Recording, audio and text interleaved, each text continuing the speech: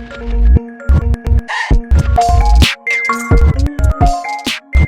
and gentlemen, boys and girls, it's a very special show. The redhead diva of Atlanta, the redhead diva of hip-hop. Boom, boom. This lady got more hustlers than 3 Jamaicans at a Chinese restaurant. Ladies and gentlemen, boys and girls, one time for P. Brown. Hola. Well, how are you doing, Queen? How are you? Welcome to the Ugly Money Podcast, and we thank you so much for taking time out of your busy schedule to talk to us little folk today. How you doing? I got questions that need answers. So let's go from the beginning. I didn't know.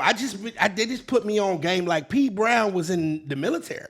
Oh wow. We're gonna go all the way back, man. You know, I be doing my research. Who put you on that game? I be doing my research. That's so like weird. Let's take it all the way back. You know what I'm saying? Like that's IRS research right there. What the hell? From? I'm from Clayton County. You from Clayton? Born and raised, Clayco, South Side, ATL.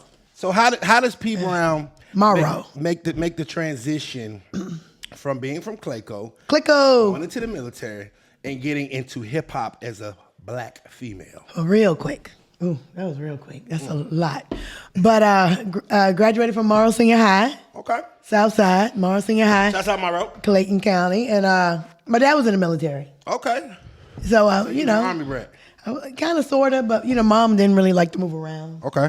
So we were a couple of places, but then, you know, Mom was like, I'm going to stay in Atlanta. Okay. You know, so we stayed here and came back here.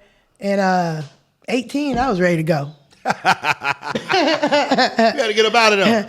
I wasn't even ready to leave Atlanta. I was just ready to get out of the house. Okay. I was ready to get out of the house. So joined the Army even before I graduated. And found out I fucked up. Can you curse on me? Yeah, you can do whatever you want to do. We own the building. and they collected my 18-year-old ass right out of high school 2 months later after I graduated. And I went in the Army. I know, it sucks. What was your MOS? 31 Charlie. Can you believe I believe that shit? 31 Charlie. I remember that. 31 Charlie, that was Signal. I mean, that's not even... So you went to Fort Gordon. I went to Fort Gordon, then I went to Fort Stewart, then I went to Saudi Arabia. Okay, just you been like big that. Saudi. Twice in that order. Look, you got your little combat patch. Yeah, I was stupid. I asked you these questions because you know I made the same mistake. I know, right? I was in for 8 years. 8 years. I thank the Army though, because you know I, unlike a lot of people, needed it because I did not possess any of the discipline, and then I just was everywhere, and I needed somebody to structure my life because I didn't take nothing serious. I wasn't, my follow through was weak, and the Army kind of like, hey, you will get up. Right. You will go work out, or you will eat at this time. And I was awful. It's modern day prison, but it's cool. Yeah, I was awful. I needed it to get me to where. Do you ever think that some of the things? Are there any things that you learned in the military? I was a bad fit. Oh Lord. No, I was a bad fit from the beginning. It was. My last name was Myers at the time. Okay. And they started calling me Private Mars because they said I was spaced the fuck out. That's what my drill sergeant said. He said, "You're a little spaced out, aren't you?" Oh, and I was like, "Wow." He said, "We're going to call you Private Mars." And that was my nickname through boot camp. Well, at least you're... And through, what's the other thing called after boot camp? AIT. Yes. I was Private Mars, M-A-R-s. They call Private Myers. They call me PFC Ballpark. What's that mean? Because of the hot dogs in the back of my... Don't even worry about it. Shouts out to them. It is what it is. It is what it is. Is there anything that you learned in the military that you applied to your career? Whew. I mean, like I said, I was not a good fit. I was okay. I stayed in. I didn't get kicked out. I was gang. Yeah, because that wasn't no problem. Yeah. I wasn't a problem. Mm-hmm. I was just an airhead. I was just out there. I was a little off. I was like... your honesty.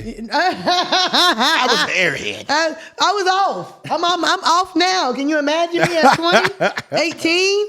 Shit, I don't know what... Like I said, I was just ready to go, and I wanted to get into broadcasting, and what's it called? What's the girl that recruits you? She lied. Okay. She lied. She said I was in communications, and I was 18, and she was like, you can get into communications. It's not. It wasn't. It wasn't. I was a wire dog. I was out there in the middle Exactly. of nowhere, piecing shit together. Setting up comms, yeah. Piece shit together in the middle of the night. It was awful. Saudi Arabia, 18 years old. They had us out there. Me and this other chick, 18 years old. Have you ever seen a camel spider? I mean, we saw everything. Them big. You remember them big spiders that's like 3 feet tall? It was the. And they look like crabs in the face. It was the beetles that fucked us up. Ooh, yeah. I remember. So we get out the military. Okay. Well, yeah. That's if you want to call We it. come back to Cleco. We come back to Atlanta. Right. So how does P Brown get into hip hop? Fast story. Fast story. Oh, we got time. I went to what the hell did I do? Oh, when I came out, I was married. Oh yeah, don't forget about that. Oh, you did the AIT marriage? Oh Lord! Yeah. Well, no, it wasn't AIT. It wasn't AIT marriage. It wasn't AIT. Because you know when they go out on that first pass and they come back and half the platoon is married that want you. They be like, I'm trying to get this BAH, boy. All my Army people know about that now. The first pass. You've been in AIT. Look, you've been in basic, female, and then you went to AIT, and they finally let you out the house for one weekend, and you go get married. I never understood that. I think that's the stupidest thing, and I'm pretty sure the divorce rate is like 98.9%. I didn't. Well, I was only in the Army for 3 years. Okay. I was just 3 years. So that's why my name changed from Myers to Brown. Okay. You know what I'm saying? You branded it. Yeah, so I'm not even going to go into all that situation. But anyway, I was We ain't going to talk about it. We ain't going to talk about it. I was married, and then I got divorced. And so that's okay. That's pretty much how that shit worked. And I got into real estate. Okay. After divorce. Like everybody else did in Atlanta at the time. Yeah. Got into real estate, flipping houses, all that shit. And market crashed. Yeah. Yep, like everybody else did in that time. And then guy from high school hit me up. I had billboards all around Clayton County for the real estate. Pam Brown knows real estate. That was my shit. And the guy from high school was like, I see you got all these billboards all over the place. Do you think you can do that for my music? This is a true story. Wow. And I was like, And I don't know how old I was at the time, 25, 26, 28, 30, something like that. And I was like, for real? I was like, I don't know. I never went to the club. Mm-hmm. I wasn't even drinking. P. Brown did not go to the club. No, I didn't go to the club. I wasn't in the club. I wasn't anything. I had 3 kids. Divorcee, real estate agent. Yeah. That was me. And he was like, and like I said, we went to high school. We graduated together. And he was like, you think you can help me market my music?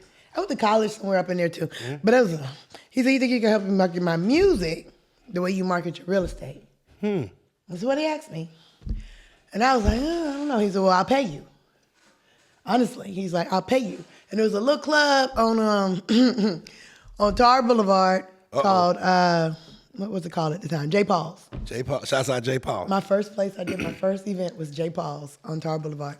There's a little club named J. Paul's. And he was like, I'm having an event there for my, do this. Can you help me promote my single release at that time? Blah, blah, blah, blah. I was like, I guess. Yeah, I guess.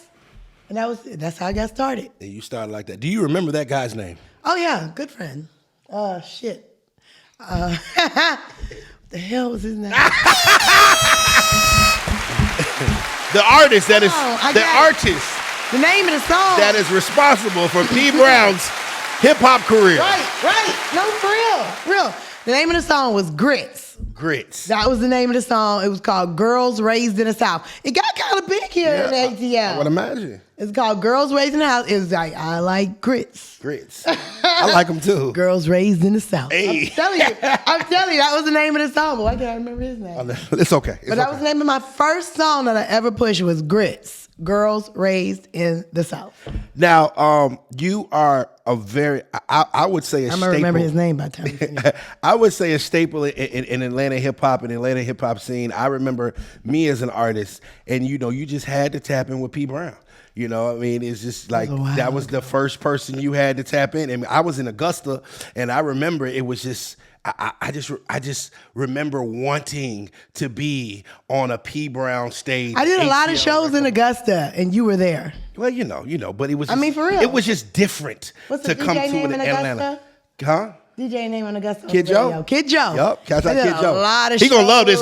Kid Joe gonna post this on his Instagram. I did a lot of shows with Kid Joe in Augusta. Shouts out Kid Joe. And P Nice was always there. I don't know who P Nice is. That's this nigga. I don't know what happened. I don't know what happened to him. P Nice was always there. I don't know what happened to P Nice. You know what I'm saying? It's like we don't know what happened to Private Myers. P Nice, Private Mars. Yeah. P Nice was always there every show. So every show. Talk to me about the ATL record pool and you coming up with that whole platform. Just how did that come about? Well, I did a newspaper called Street Talk. Yeah. I did a newspaper called Street Talk. I had an artist named, I done blanked these niggas' names out. She needs some of that Branson. Can I get a shot? Y'all got liquor here? Such and such. I remember songs. For some reason, I can't remember the artist. Yes, sir, please. I had a song called Hokey Pokey. He had a song called Hokey Pokey. Yeah. That got kind of big, too. Anyway, he had a song called Hokey Pokey. Yeah. And we were pushing that song real big. And this is the time when you had to really push a song. You had to go from city to city, club to club. I mean, flyers, CDs, all that shit. You ain't got to do all that. Yeah. And we used to go down to TJ DJs. Yes, sir. To go down to TJ DJs. That's our TJ. I had a newspaper called Street Talk. So the way I used to really push my artists was with the newspaper. Because the newspaper, we print 10,000 copies of the newspaper every 3 months. I think I used to do that. 10,000 copies of Street Talk. We just pass out Street Talk everywhere we go. So the paper got popular. TJ was like, bring the paper down. If you didn't go to TJ DJ's record pool when I was doing this shit, then there's no reason to even do it. I'm trying to tell you, TJ, that was a must attend. You had to go to TJ DJ. You won't pop it. TJ DJ's record pool. That's where I saw Plies for the first time. I saw everybody for the first time at TJ DJ's record pool. I saw T-Pain for the first time there. Anybody from Florida, that's where we saw him for the first time at TJ DJ's. And so went out to TJ DJ's record pool and I had to pick the newspaper. And honestly, the person at TJ was like, well, there's nobody doing nothing in Atlanta no more like this. We need somebody to do something in Atlanta. Wow. Right? And I was like, I don't know if he said, well, you do rap, you do all the open mics. Yeah. And TJ said it just like this, just make it bigger. Come on. Shouts out TJ, bro. Yeah. He said, just make it bigger. I said, that's all? He said, yeah, just make it bigger. Just do it in Atlanta, make it bigger. Because I think I was between the time of when they used to do that Luda thing, what's it called? Luda Day? No. I'm talking about way back. They used to have, not Luda Day, Jack the Rapper. Oh, okay, yeah. That used to be the biggest shit in Atlanta, but then it stopped. Yeah. So I was like 8 years after that. They used to have Jack the Rapper. I recall people telling me about that. Yeah, it was even before my time. Yeah. That was like more like the JD and all that. Yeah, exactly. Ludacris and all them. They had Jack the Rapper. Uh-huh. They stopped doing that. So he's like, shit, you need to do something, do it bigger. Just do the open mic, but do it bigger. So I started doing the ATL record pool with Holiday.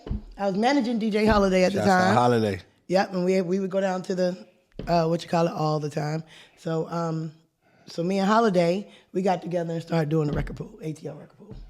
And that's how it worked. And it was born, ladies and gentlemen. You've been a part of a lot of careers. You've been a part of a lot of big records. Am I allowed to pour this in my cup? Listen, pour.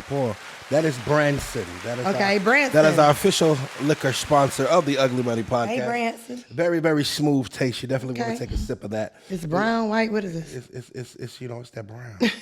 It's that brown. You got to open it up. You know what I'm saying? They give us that fresh bottle. But you've been a part of a lot of different records, a lot of different campaigns. Can you give me P. Brown's so many top 3 biggest records that she was a part of? Well, I won't say top 3. Okay. I'm gonna say the top 3 that meant the most to me. Can I do that? I like that. One was the Hokey Pokey record. Hokey Pokey. It was the Hokey Pokey record. I wish I had a copy of that song.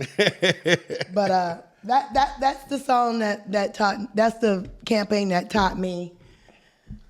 Not the worst, but it taught me to be more business with your campaign instead of love. That was a campaign we pushed really, really, really, really hard. And that song got really big, and Fable wanted to jump on it. Wow. And at the time, Fable was still part of D4L. D4L. He wanted to jump on it, but the artist was like, no, I don't want him jumping on it. Nothing against Fable. He just said that Fable was going to steal his song. He's going to. So that's the one record that got me understanding that dealing with artists is dealing with people. It's not dealing with situations.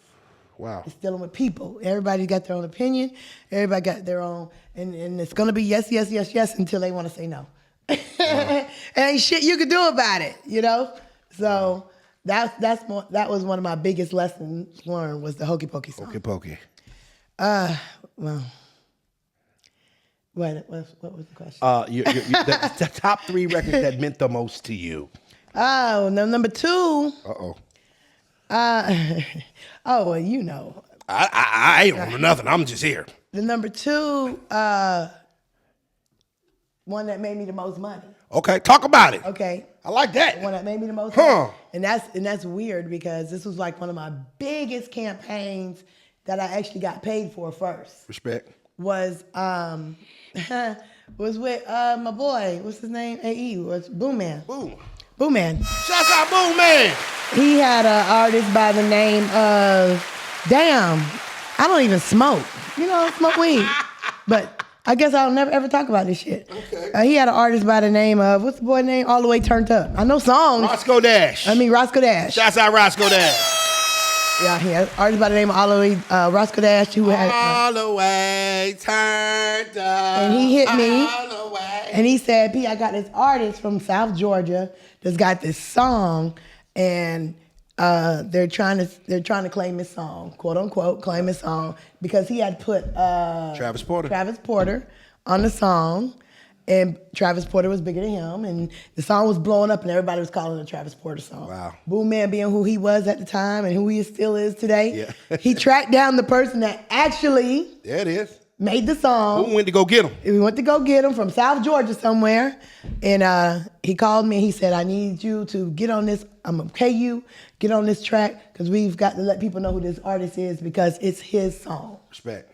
You know, it's like I said, it has nothing to do with Travis Porter. Has nothing to do with nobody bad. Yeah. But Boom Man, that's what he do. He tracked down shit. Exactly. So he did. He paid me. That was the biggest, not the biggest check I've made, but that was my first big promo check. Shouts out to Boom and Roscoe. Roscoe Dash and All the Way Turned Up. And that song was history. That song was history. That thing went all the way crazy. It went all the way crazy, all the way turned up. That was the song. Rounds. You know, we've had. I think I've had just about every Authentic Empire artist on here. You know, my partner Boom or whatever. That's one thing about Boom. When he get to pushing, he get to pushing. Mm-hmm. So what's your third? Sentimental. No, let's not go sentimental. Let's go. The third biggest campaign I've been on. I mean, hey. I don't know. It's been a lot. It's been a lot. But I think the third biggest company I worked for was my peeps. You know, because I ain't got the names or shit. But Moneymaker Records. Moneymaker Records. You know, I pushed all that. I pushed all of the Ralph, Look Like Money. Yeah. I was the one that did Look Like Money. Well, let me back up because the biggest record that I loaded this shit on the internet. Meaning I was the first person to hear this song. Wow. I actually created this nigga's MySpace. Wow. I created his MySpace was Yola. Ain't Gonna Let Up. Are you? How did you just? Okay. That's how you know. That's how you know she got plaques on top of plaques and got that rank on top of rank. Anytime you just forget that's like definitely my biggest, classic record. That's definitely the biggest song I've ever worked on. Ain't Gonna Let Up. I never forget. I had just got stationed in Augusta, Georgia, at Fort Gordon, and went to this club named Dreams, and they had a hot tub in the club.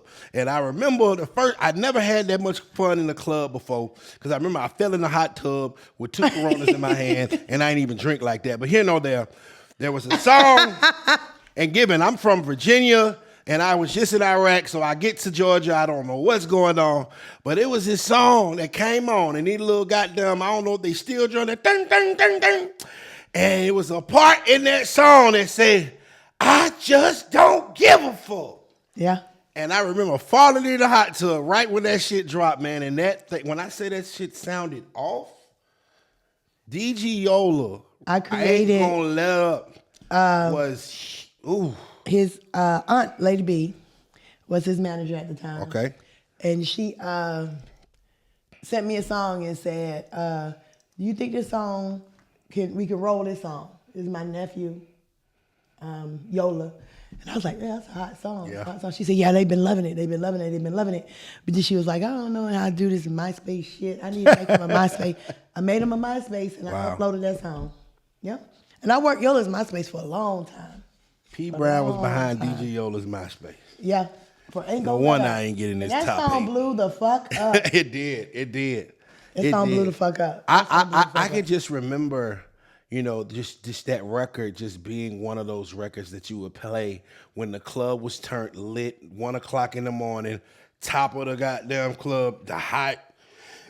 And that was the record that you played when you wanted the crowd. It's the record they still play when you want the crowd to go crazy. Facts. Like, it's the record that they still play when they want the crowd to go crazy. They play Yola. For word. Whatever happened to Yola? He's locked down. Yeah. He's been in jail for a minute. Free DG Yola, man. Yes, free my boy. Free DG Yola. Now, did you ever get, like, making that transition, when that record pops off, is P. Brown done with the situation, or is he going on to the next one, or is she a part of the artist's career afterwards? No, because I was mostly promo. Mm-hmm. You know, I mean, hindsight is 20/20. Yeah, give it. Okay, let's just be real. Uh-huh. A lot of for the first 10 years of me doing this business, and this is what a lot of people don't understand. I was a single mom of 3 kids, 3 young kids. You know, when I say young, I mean all still in school, because to me that's young. So doing this business, single mom, you know, I was a part of a lot of situations, but unlike men, see, a man could get a part of the situation and roll that bitch and ride that bitch till the wheels fall off. You know what I'm saying? And I'm not saying anything bad about men, but men could be like, I'm gonna be out of town for 2 weeks. Okay. They know that if they mom or they girlfriend or they wife or whatever, they gonna hold down the kids. Exactly. See, I didn't have that situation. Respect. You know? So it's a lot of situations I could not latch onto. Like I said, I was DJ Holiday's first manager, you know, for about 4 years. Wow. You know what I'm saying? All respect to him, and everybody knew we were locked at the hip for a long time. You know what I'm saying? Exactly. But once we got the situation with Gucci, and no mixtapes with Gucci, it was like he was stratosphere. You know, he was stratosphere. When I say he was stratosphere, that means now he's on the tour with Gucci. Yeah. And where a dude could be like, well, no, he's not on tour with Gucci. We on the tour with Gucci.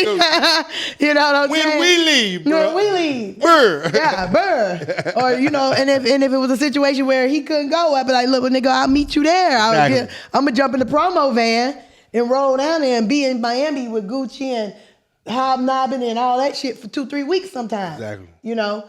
So I hit a lot of those situations in those first 10 years. You know what I'm saying? I hit a lot of those situations where I could start it and roll with it, but once it started to be, oh, we got to get a passport, or we got to be in California for 2 weeks, or we got to be here, me being a single mom with 3 kids, I wasn't able to do that.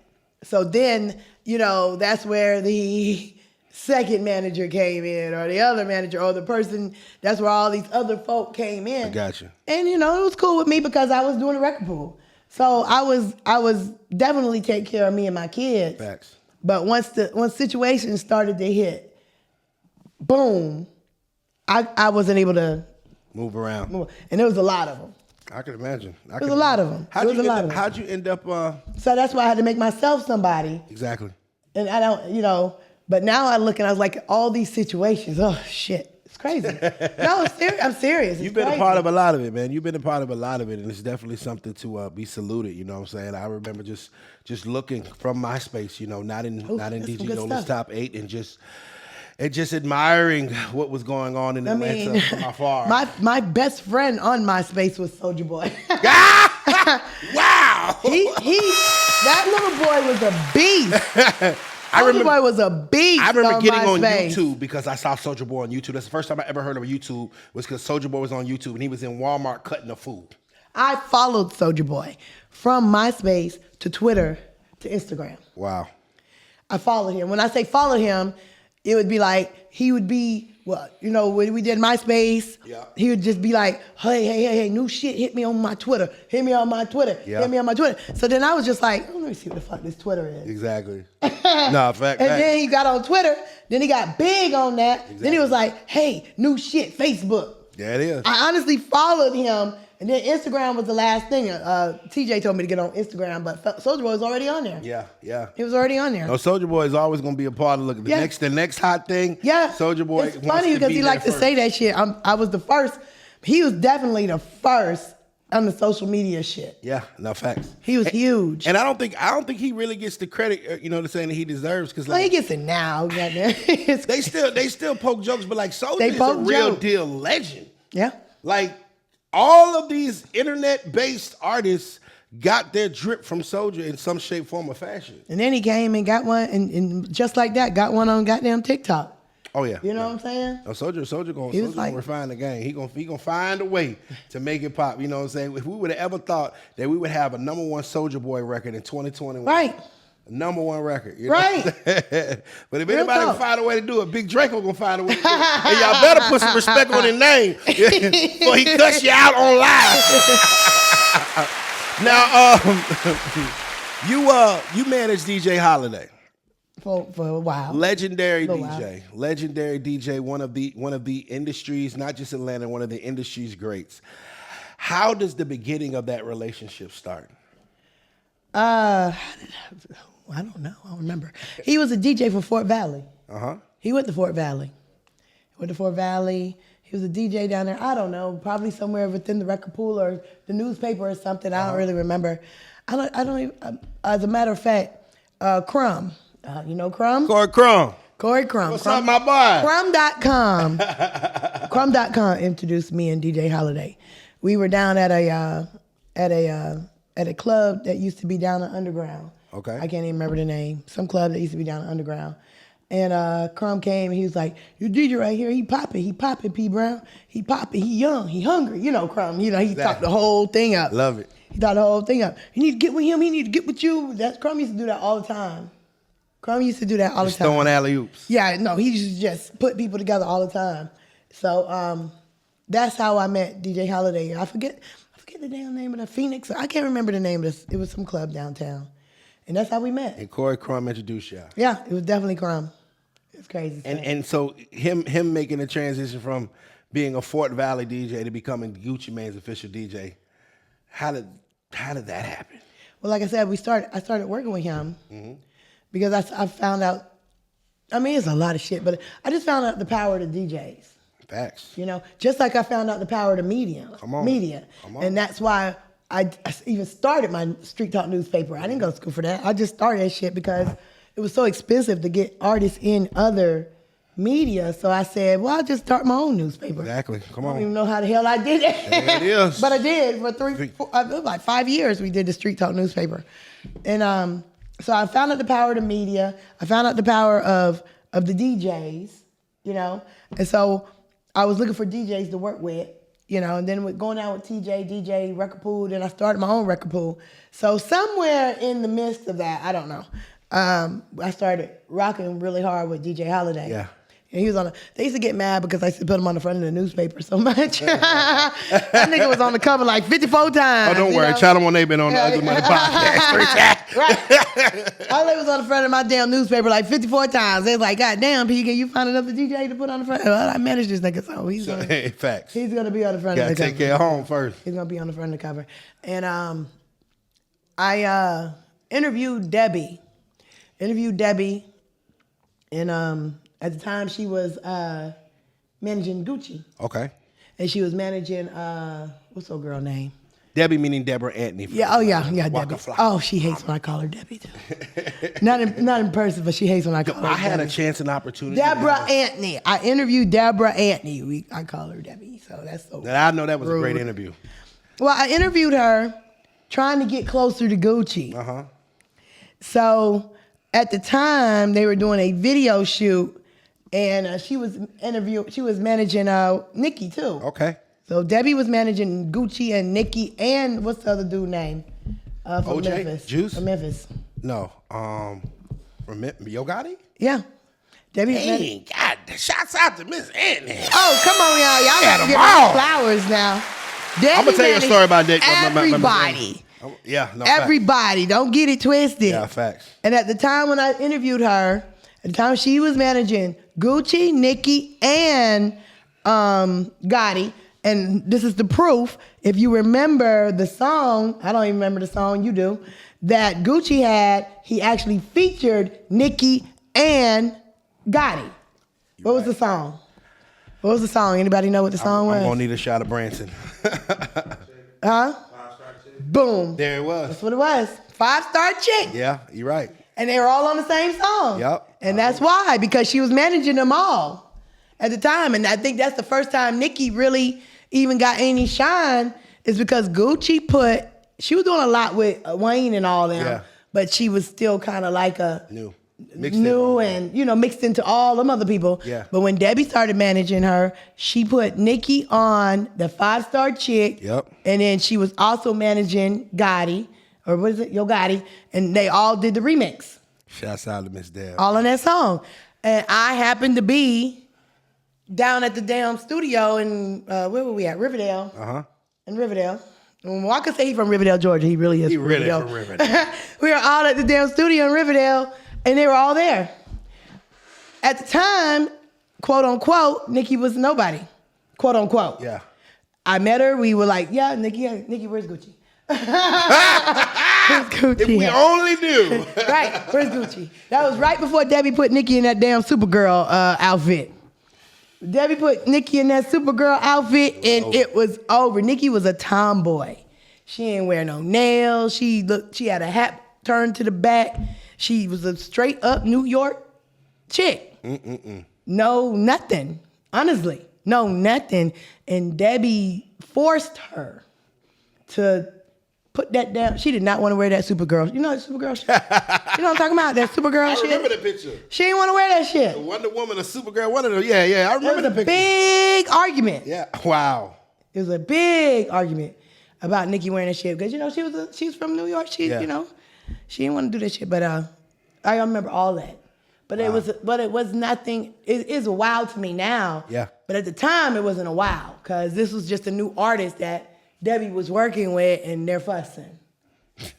I remember the first time. I met Miss Deb at my music summit for the first time about a year ago, and we exchanged numbers, and I had the honor and the opportunity to speak to Miss Deb. We sat down for lunch one day, and the game that woman has, I mean, she has forgotten more than most people have learned. And I remember sitting, we were like at Olive Garden or something. I remember just sitting down, and I said, "Hey, how you doing, Miss Deb? Good to see you. Appreciate you coming and holler at me or whatever." And she sat down and she talked for 2 hours straight. And all I did was, "Yes, ma'am. Yes, ma'am." And the things that she was able to tell and talk about, you couldn't buy those stories because them stories was amazing. But one thing about Miss Deb is like she is going to keep it all the way real, and no filter. Hindsight 2020. No like I said, filter. Hindsight is a bitch. She told me, she said, "Well, you don't want to put Gucci on the front of your page. You put her on the front of the page." I believe I had Nicki on the front of the Street Talk in the Supergirl outfit. She said, "You can interview Gucci, but put her on the front of the." I was like, "Put this chick on the front." Yeah, exactly. She said, "I'm telling you, P. Brown, she's gonna be big. Put her on the front of the page, and then you can interview Gucci." So I put Nicki on the front, and Gucci was a like a side article. I did. And it was so funny, and I was like, wow. And the crazy shit is, I didn't respect that. I didn't respect that Street Talk newspaper as much as I should, because not having every copy, going back through my copies now, and now you're gonna get me to go back through the copies. And I also have a chick named Indian Girl who was with me from day one. Shout out Indian Girl. Shout out to Fantasia. She got every copy. So I'm gonna actually have to go loot her whatever the fuck she got every T-shirt, every copy, every Street Talk, everything. Wow. So I've got to go back and find that Street Talk that had Nicki on the front, because I forgot about it. Yeah. I totally have forgot about it. When you in it, sometimes you don't even know what's happening before you just in it. Hindsight 2020 in this business is crazy. 10 years later, you're like, whoa, I was just right Debbie there. was the shit. Debbie was the shit. And Debbie would tell you what not to do, what to do, when to do it, not to do it. And sometimes you listened and sometimes you didn't.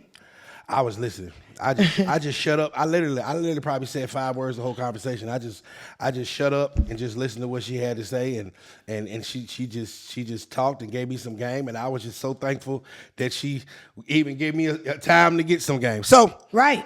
No, facts. You know what I'm saying? You could tell she's really genuine. And I think that, and you said something earlier about the industry not being about situations but being about people. You know what I'm saying? Like, right. And I think she definitely kind of embodies that, because she treats, we're humans at the end of the day, and we don't want to be a number, or we don't want to be, this is, artists. We want to be people at the end of the day as well. We want to be, you know what I'm saying? And so I definitely salute Miss Deb, because, that's something I'll never forget. The things she told me, I would never forget, and I've been applying it ever since, and I've been on the air. So goddamn, shouts out to Miss Deb. No, I'm telling you, and she never had a problem with sitting down and telling you shit. No, facts. She ain't gonna hold up. She ain't gonna withhold. So that's what I said. So I was managing DJ Yola at the time. All that shit transpired, and at the time he was working for it wasn't called 107.9 at the time. It was called something else. What was 107.9 before it was 107.9? I can't. It was either 97.5 or it was something else. I was in the Army. It was a different. No. It was a different name for the radio station. It wasn't 107.9. It was something else, and they moved it to a bigger. Oh, that's not that. I thought you was always telling me. Anyway, it was something else. Yeah. And Holiday was on it. So. He was on it, and Debbie was like, she knew him. Mm-hmm. They had met, some other way. Yeah. And when I told her I had a DJ I'm working with, so all that connection came together. And he started being DJ. That's crazy. DJ, and he also was joined the affiliates. The first time I ever saw Miss Deb in person was that night that I came to support you at. Was it Blue Ivory? The night that the glass got through. Uh-oh. And the love and hip hop versus the growing up hip hop. You remember that night? The night that Johnny and I remember that night. I was like, yo! That was an event that me and Debbie did. Yep, I remember. We did together. Because you had sent it to me. I'm like, I'm coming, P. I'm coming. I got down like, whoa! Yeah, me and Debbie did an event, and what's her name? Johnny Blaze. Johnny Blaze was supposed to perform. Yep. And somehow... I was right there. I was right there. Somehow, another chick from... who showed up? Just Brittany. Huh? Just Brittany. Showed up from Love and Hip Hop, and wow. And I was like, and a lot of people be thinking that, now even if it's fake or not fake, I don't know. Oh, no, that was real. That fight was real. Oh, no, that was real. That was real. You cannot fake. Real. You cannot fake a bass. Yeah. Going from one side of Johnny the room got a good arm. Man, listen, let me tell you something. Let me tell you something. They couldn't pay me to get in the ring with Johnny Blaze. She got a good arm. She got a good arm. Listen, and when she got cranked up, she meant what she. And it was funny thing about Johnny, because I'd known her for a while, right? After all that transpired or whatever, she still performed. She still performed, right? Yeah. And right after she came from outside or whatever, trying to look for whatever, she sat beside me and was just like, "Hey P, how you doing?" And I was like, "Yeah, you were still P nice at the time." Yeah. But no, shouts out to Johnny Blaze and Miss Deb. So look, we got some more things to cover. So one of the things that I admire, I've always admired about P Brown is the fact of getting behind an artist, pushing an artist and how hard you go for those artists that you are pushing. You know, that's something that I've always wanted in my career when I was a rapper. You know, I remember this record. Don't do it. I just remember it. I don't want you to do it though. I just remember this record, and I was gonna just speak on it though. I promise you, I'm not gonna speak on it. I just remember. You can say the name of it, but I'm not gonna speak on it. I didn't say nothing yet, P. Yeah, but don't. I didn't say nothing yet. If it has anything with a nigga that's under 5'5", I don't want to talk about it. Listen, I'm just letting you know right now. I don't. Yeah, don't do it. I'm not saying that. I was if talking it got about anything to do with a nigga that's under 5'5", do not talk about it. Let's go on to the next. And that's that. I was actually talking about a guy by the name of Dusty Hawkins. Okay, let's look do that. at the white boy. Let's do that. We both know you lying. Look at the white boy. And then there was a guy named Juju Gotti. You know, let me tell you something about Dusty Hawkins though. That's the real boy. That's the real dude. I rock with bro all the way. I like me some Dusty Hawkins. I rock with. And I remember this one other guy. His name was Juju. Juju Gotti. And I remember Juju would perform. They would play his music, and he would sit the mic down. And he would literally dance to his music the whole performance. But what I remember that about him. He had some weird dance that he did, but it definitely, I still remember it to this day. You know. And you know what's so crazy? Let me tell you something that's crazy. A lot of people attributed me as them being my artist. Okay. Not my client. Okay, talk. And I take that as a great thing. Because people thought that they were my artist because when someone paid me to promote a motherfucker, I was gonna go in. Damn right. And so I like the fact that it's hard to tell who is my artist and who is my client. I feel you. You know, because that means that when I got paid as a promoter, because that's my job, yes, ma'am. And that's how I fed my family. But when I got paid, you were gonna get the same love, respect, and energy as if I was actually putting my own money into an artist. Facts. And so on that end, it was great. On the other end, it was not so great because a lot of people just thought I was just rolling through artists. And I would tell people, no, he's not my artist, he's my client. Okay. Meaning that they hired me for 3 months to promote this artist. Yeah. I did what I did. Exactly. And obviously I did well because you're asking me, where's your artist so-and-so at? Where's your artist so-and-so at? I mean, and honestly, that was the situation with Juju. Yeah. That was the situation with Dusty Hawkins. That was the situation with a lot of artists. But, except for the one. Okay, 5'5" and below. We're not going to talk about that. We're not going to talk about that. But that was my situation with a lot of artists. But I pushed them the same way. Facts. Except that, I will say this. The 5'5" and below is the reason why I got paid. It's the reason why I never worked on another artist campaign after that without getting paid. Period. I can say that with the truth. He is the reason why I've never put my faith in another artist without that Cash App. Well, maybe we didn't have Cash App at the time. That PayPal, Cash App, now Zelle going through. Period. Well, not saying that I don't work. When I get paid, I work. Yes, sir. But that was the reason why I never personally got on another artist campaign. You know, as my artist. Respect, and we don't gotta, discuss it too. We're not going to discuss it too deep. No. But can you expound on business people like yourself, myself, and things of that nature?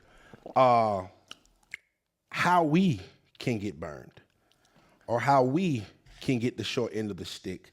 Because I'm learning as I go. I'm a first-time manager, and people that are looking to get in this industry of some things that they need to watch out for, or at least make sure of, that they're crossing their T's and dotting their I's.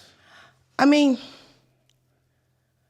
one thing that I realized is that people respect the situation that they have to sow into themselves. They respect the situation. Not saying that they don't respect it before, but it's a different type of respect. It's a different type of respect when because this business is weird. You get all mixed up. Feelings get all mixed up. You start feeling like people are your friend or we call each other by personal pronouns, which is fucked up. We call each other bro, sis, auntie, mama, cuzzo. That's personal shit. And although we don't realize that those pronouns have a meaning, have a psychological effect. If you're around somebody long enough and you keep saying, hey, this is my bro, this is my sister, that's why I don't allow people to call me that. I don't allow people to call me auntie. People think you don't like people to call you auntie because you old. Bitch, I know I'm old. Shit. Every year, it's a blessing. Yeah, amen. I have no problem. And I will say this loud and proud. I turned 50 in February. Come on, man. You know what I'm saying? And you look good. Yeah, I got titties that are 36 years old. I turned 50. So, but I don't like people to call me auntie, mama, sister, because what happened, I've realized the effect on those pronouns, not even just for you, for the people that's doing it. Wow. Because unfortunately, people start to look at you as your auntie or your sister or your pronouns. So then when you want to come business with them, they're like, oh, I thought you was my fam. Wow. You know what I'm saying? So when somebody comes to me and says, calls me auntie or this, I'd be like, nah, just call me P. Brown. So biggie. Don't call me auntie, don't call me mama, don't call me sister, don't call me, because those pronouns fuck the business up. And as black people, we have a real hard problem of you never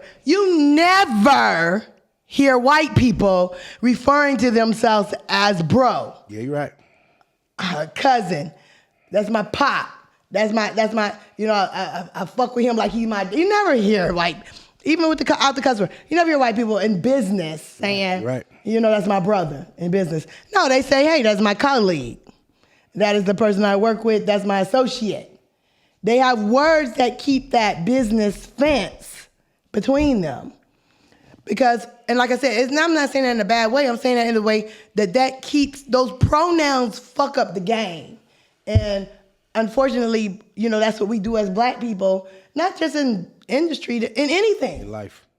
We fuck up the game because we've been taught that every black person is family, but then when we get in business, it fucks it up. So I never allow people to say auntie or ask anybody. They'd be like Auntie P or Auntie Pam. I'd be like Auntie P.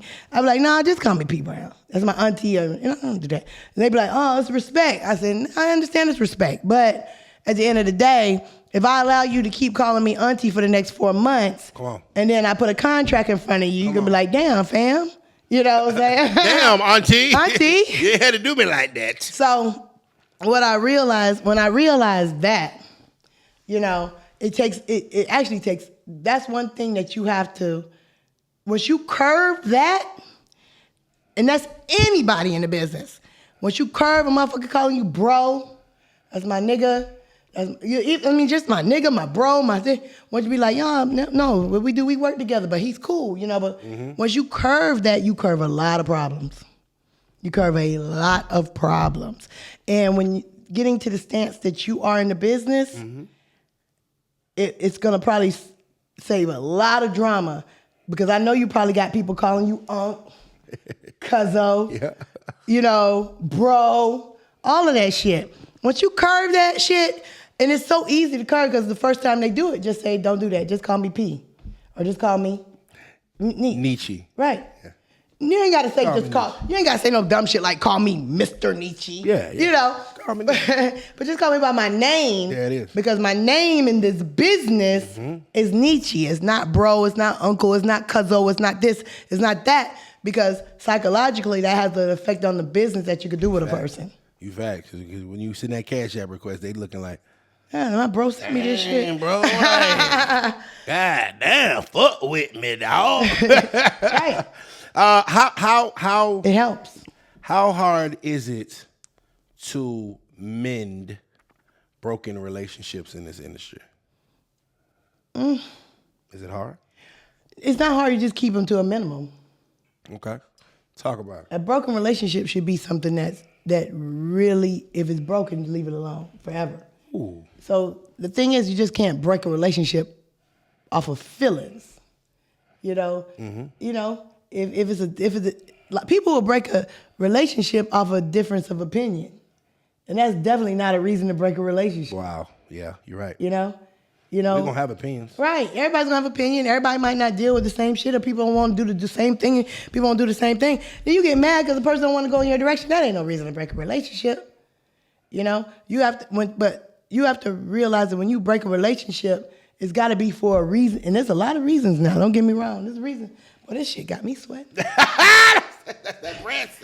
That's that breast. I put on a little makeup. So basically, simply put, when a relationship is over, it's over. Can you ever come back?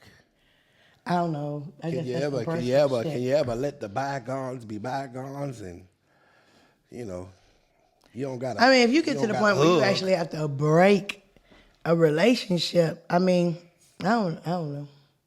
I mean, I got a short list. I could imagine. I'm saying I got a short list. I don't break a lot of relationships with people. I mean, at the end of the day, what can somebody do to really break a relationship with me? What can they do? That's what I'm saying. Not pay you. I mean, even that don't account to a broken relationship. But it's a difference between not paying you and fucking you. Okay. Woo! It's a big difference. How do we avoid getting fucked? Because at the end of the day, you might not be able to pay me, but that doesn't mean our relationship is broken. You might be able to set me up in different ways that will take care of that payment. Because I feel most people, if they could pay you, they would pay you. Amen. Now, the motherfuckers that can pay you and don't pay you, okay, that's when you're getting fucked. But most people, if they could pay you, they don't want to fuck up that relationship. They would pay you. Facts. Most people. Most. So then you might say, well, you can't pay me, but what can we do where I can just feel like I can get this value out of the situation without us just being... Somebody got to add some kind of value. Right. But if there's motherfuckers that just out there just want to fuck you, why would you even want to mend a relationship with that type of person? Maybe we didn't know. No, I'm just saying, if somebody just fucks you... You definitely don't want to... Yeah, you don't want to deal with that. Why do you ever even want to deal with that person again? Nah. I'd probably opt out. No, personally, you do know if somebody just can't pay you. Yeah. Or if it's just not, the amount is minimum. Mm-hmm. Okay. And usually if the amount is minimum, if they had it, they'd just go ahead and pay you. I'm soaking it all in. I'm soaking all the game in, ladies and gentlemen. I'm soaking all the game in. We ain't. I just stay quiet to myself. I don't fuck with nobody. So when are we going to have... It's all good. Because I missed the ATL record pool, and we've had this conversation several times. I remember me about to do my first Ugly Money Music Summit, and I called you. Okay. And we talked. That was a long time. An hour and a half ago. It was about an hour and a half, and you gave me some tips, and luckily I listened because it worked. So thank you for that, by the way. Matter of fact, let me give you a flower because that thing went up. But congratulations. Thank you, Queen. Thank you, Queen. When are we ever going to have another ATL record pool? Because I miss it. I miss it so much. No. I mean, oh shit, who's calling me? Stop it, Erica. Shout out to Erica, my story. Not no, but I think that everything has its time. Okay. You rolling with the Ugly Money Music Summit. Mm-hmm. It's going very well. Amen. At a time where these kind of events are not going well. Amen. You know what I'm saying? I just appreciate that people still see the value in rolling out of town with people. Yeah. And coming to a situation because that value is not appreciated no more. But I think everything has its time, and I think that the TikTok, the video, all that shit, it had its time. It's almost going away though. Everything has its course. Mm-hmm. Everything has its time and its place and its value and its blow up. Yeah. But until everybody's trying to do it. Exactly. Yeah. Until everybody's trying to do it, and then it's not valuable no more. Nope. So now with TikTok, we had a lot of hits off TikTok, but where are them niggas now? Yeah. I mean, We had a lot. A lot of them. But the fucked up part is they blew up off TikTok, but the maintenance was not done. There was no foundation. There was no foundation. Yeah. You know, they blew up off TikTok. White people signed them for that one single. They got their money off that one single. And then who had 2 TikTok songs to blow up? Name somebody. No, I don't know any. Do I? Do anybody know? I don't. Who had a 2, not one. A lot of people had 1. Yeah. But who came back and did another TikTok song? No. Nobody. Nobody. No. Nobody. Unless they had a backing. Even if they had, I can't think of one. You're right. Damn. And what the fucked up thing is that they did it, and you know somebody had 2? Who we got? No, we don't have nobody. We don't have nobody. And the reason is because what happened is when you blow up off TikTok, your value is streams. Okay. Your value is streams. Hopefully you're getting some you're getting some show money. Yeah. But to the people, to the big world, your value is streams. Mm-hmm. And once your streams start going down, they don't give a fuck about you no more. Come on. So hopefully, like I said, unless you are already in place, like you said, if you are Soulja Boy or Drake got a lot of money off that shit. Yeah. He was one of the first ones. Yeah. But unless you already had somebody in place, when you blow up off TikTok as a new rapper, without having that foundation, you're gone. Come on. I'm just trying to think of who. There's a lot of people that blew off TikTok. No, you're right. I don't know that have anybody. The latest one was that little nigga who's running the track star. Where the fuck is he at? Shouts out to Mookie. No, he got signed by Def Jam, right? Yeah, he got signed by somewhere. Shouts out to Mookie. He's a track star. We could stay here all day. We could stay here all day and talk shop. I'm just saying, and I know, okay, and I was wrong for saying that because that's you fine. Because I know Def Jam and all them niggas. Well, so, some artists you'll talk about and some artists you won't. It's cool. Hey, this is the Ugly Buddy podcast. Some motherfuckers will always remain nameless in my motherfucking mouth. Okay. I don't give a fuck. What is next and what is new for P. Brown and what can we be expecting? Because I've been seeing this. Yeah, we get to wrap it up. We've been talking for a long time. It's okay. You gonna edit this shit? What is it? It's a long time. All these big ass cameras you got in here. I'm trying to do my thing. Nice. I'm trying to do my thing. Trying to. Well, I opened my own photography studio. Speaking of cameras. Shouts out to P. Brown. Exposure Studios, correct? Exposure Studios. Yes, ma'am. Yes. It's a retail. I call it a retail photography studio, meaning it's like a old school Sears, an old school JCPenney. Glamour shots. So although, thank you God, the industry has been definitely booking, I would say it's a 50-50 thing right now. We've got a lot of families, a lot of just quote unquote regular folk just booking. Yeah. Because it's just really hard to find a photography studio that does that shit anymore. Because everybody got these little cameras. Yeah, exactly. But people really, I think our biggest market is families. Because people could take individual pictures. Yep. But it takes you to say, hey, we're having a family photography shoot at this place at this time, and we're all wearing the same colors to be able to say, Mom, Dad, the sisters, the kids, the cousins, to all come together at one time and take a picture. Because I think the family photo shoot has just been a thing of the past. I'm telling you. Think about it. We used to do it all the time. Yep. Everybody get dressed. I have so many years of pictures with my kids. But this next generation really don't have pictures with their mom, their dad, their kids, along with their sisters and their brothers and their siblings. You're right. And so what we created at Exposure Studios is that and people are really loving it. They're like, hey, you can say, hey, Mom, Dad, Saturday at 3:00, we're all getting together. And it's even become a reason to see your family. Exactly. This last, it's so funny. And I don't want to put a thing on the fact that they were white, but this last Saturday, we had a white family that came in. It was like 17 of them. Wow. And this is what she said to me. She said, we have never taken a picture together. She said we as a whole. Yeah. They had like 5 kids. They had like 5 sisters. The mom, the dad, the husband, everybody. And she goes to me. She goes, "We have never taken a picture together because that's just not something that people do anymore."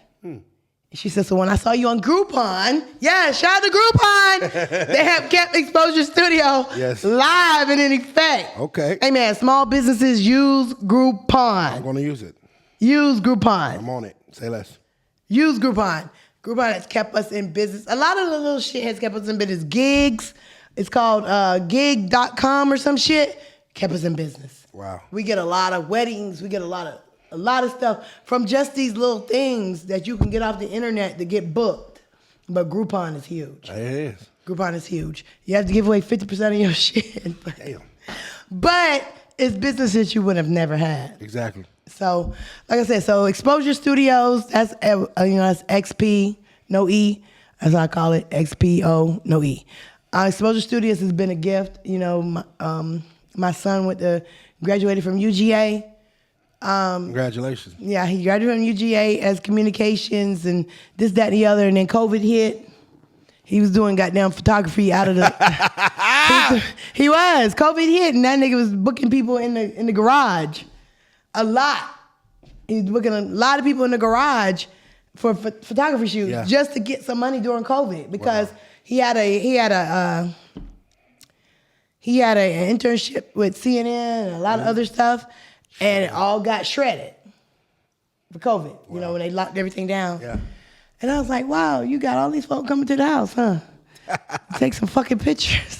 Well, then it's time to make this a business. And I said, yeah. And I said, let me go see if I could find you some little place to make a studio. He didn't believe me. Yeah, I said, I'm gonna find some place to make us a little studio. And I went to get my hair done, and the place down for my hair was empty.